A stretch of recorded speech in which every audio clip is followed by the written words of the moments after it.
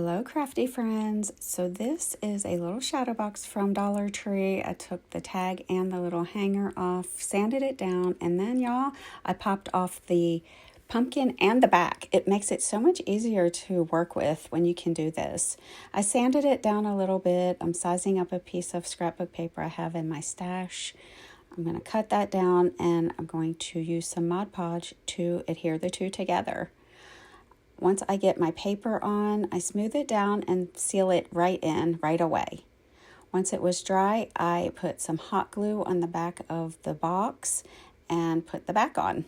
Easy peasy. Next, I'm going to take a little bit of raffia and glue that to the bottom of my shadow box. I'm using a little bit of hot glue for that.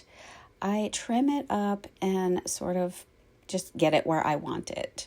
Once I do that, I'm going to use these tiny little sunflowers I have from Hobby Lobby.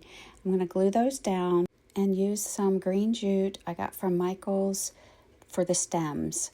Once I get all 3 stems done, I use a little bit more of that jute to put the leaves on, and I just used straight lines for that, nothing fancy. Now I'm going to grab this mini pumpkin cutout from Hobby Lobby.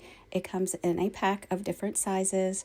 I painted it with terracotta color all the way around, and once it was dry, I glued it right to my box. Now I'm going to take this precious little ceramic Scarecrow I found at Hobby Lobby. It's 40 off, so it was $2 and some change. He's designed to be a shelf sitter, and I'm just going to glue him inside this box to make him sit on the edge of it.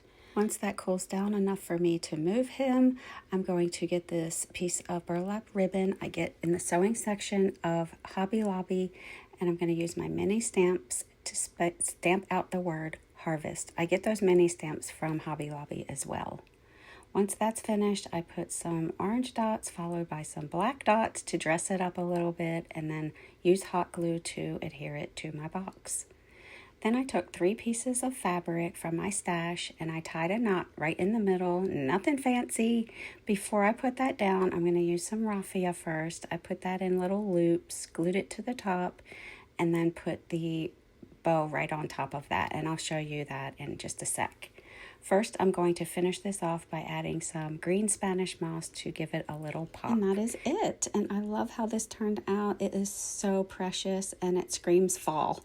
I hope you love it too. Thank you so much for watching. I hope you'll give this a try. And if you do, just keep in mind you can use your own color scheme and your own imagination. This is just an idea. Have a great rest of your day, y'all. Don't forget to water the vine, and I will see you next time.